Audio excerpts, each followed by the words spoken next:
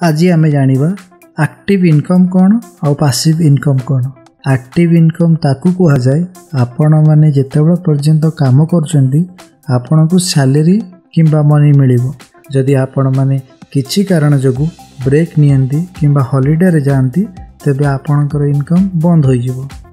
भावंतु आपण माने गोटे कंपनी रे काम करूछंती, जो दिन पर्यंत काम करुथिबे आपण को सैलरी मिलिबो। जदि आपण कोनोसी कारणवशत गोटे मास पई काम करि पारिले नहीं तेबे से मास आपण को कंपनी सैलरी दबो नहीं। एमिति भी आपण को चाकरी रो भी बाहर करि देई पारंती। किंतु पैसिव इनकम रे आपण गोटे सिस्टम तैयारी करिथांती, जो सिस्टम आपण को कांस्टेंटली इनकम देई थाए। पैसिव इनकम रे प्रथम रो आपण को सिस्टम तैयारी करिवा को बहुत कष्ट करिवा को पड़े, किंतु तापरे सेथिरु बहुत सफलता मिली थाए। रेगुलरली आपण को काम करिवा को पड़े नहीं। जदि आपण हॉलिडे रे भी बुलिबा को जानती आपणकर इनकम केबे भी बंद होए नहीं। एटा होची रियल इनकम। सबु धनी लोक माने पैसिव इनकम द्वारा ही धन कमाई थांती। गोटे गाँ थिला, से गाँ रे पानीर भीषण समस्या थिला। गाँर लोक माने 5 किलोमीटर दूर नदी को चलिकी जाई पानी आणुथिले। लोक मानकु बहुत समस्या आसुतला। से गाँ रे 2 जण कर्मठ लोक थिले, श्याम और राम।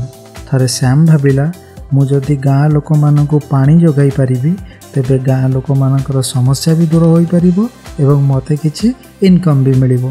तेणु प्रतिदिन सकाळु श्याम जल्दी उठिला आउ नदी रु बाल्टी रे पानी आनी सब घर को जोगाउथिला।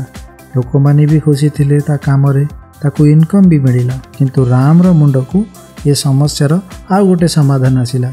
से पाइपलाइन साहाय्य नदी रु पानी आनी गाँ लोक मानकु जोगाइला। गाँ लोक माने टैप रु पानी नेले और राम को पैसा भी देले। परवर्ती अवस्था रे श्याम रो बयस बढ़ीगला, तार देह खराब होबा को लागिला। से आग भलिया काम भी करि पारिला नहीं, ता इनकम बंद हो गला। किंतु राम रो इनकम सेमिति चलीथिला। राम रो परवर्ती पीढ़ी भी राम बनाइथिबा सिस्टम जगु इनकम कमाउथिले। एटा होची एक्टिव और पैसिव इनकम रो पार्थक्य। पैसिव इनकम को करिबा पई राम को प्रथम रु बहुत कष्ट करिबा को पड़ितला, किंतु परवर्ती अवस्था रे सब किछि ठीक होई गला और राम को रेगुलर इनकम मिलिला।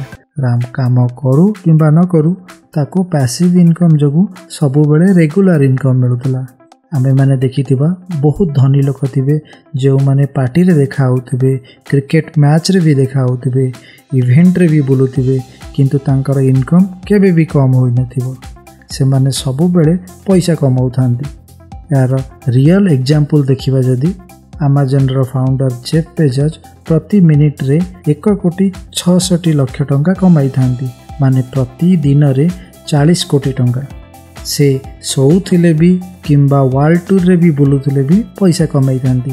आपण माने भाबुथिबे एमाने तो बहुत बड़ लोक, किंतु सबु धनी लोक गरीब रो धनी होई थांती।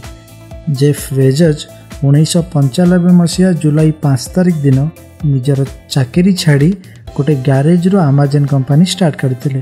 तांको इंटरनेट रे भविष्य देखा जाउतला, तेणु अमेज़न को गोटे इंटरनेट कंपनी रूप में से छिड़ा करथिले। Ratan Tata, Bill Gates, Mark Zuckerberg, Mukesh Ambani, Warren Buffett एमिति सबु धनी लोक पैसिव इनकम रु ही पैसा कमाई थांती।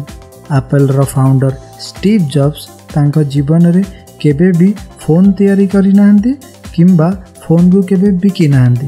एप्पल कंपनी रो सबु फोन चाइना रो मैन्युफैक्चरिंग कंपनी फॉक्सकॉन तैयारी करे और सेल्स भी अलगा कंपनी करि थाए। केवल एप्पल गोटे सिस्टम तैयारी करिसेंती, जो सिस्टम रु तांको सबु बेले इनकम होई थाए। उबेर गोटे बहुत बड़ पैसेंजर सर्विस कंपनी, किंतु तांको पाखरे गोटे भी गाड़ी नहीं, किंतु अच्छी गोटे भलो सिस्टम।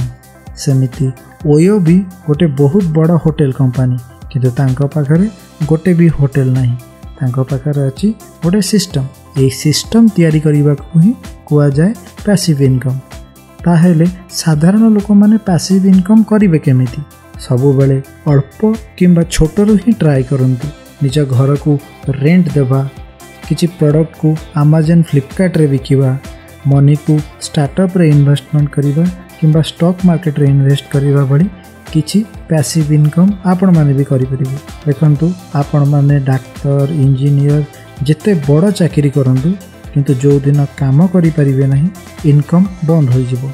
किंतु जदि आपण माने गोटे सिस्टम किंबा बिजनेस मॉडल तैयारी करि परिबे सेथिरु आपण मानकु रेगुलर इनकम निश्चित मिलिबो। एटा थिला एक्टिव एवं पैसिव इनकम रो पार्थक्य। आपण मानकु केमती लागिला कमेंट करि जणांतु। मो चैनल को लाइक एवं सब्सक्राइब करंतु। धन्यवाद। जय जगन्नाथ।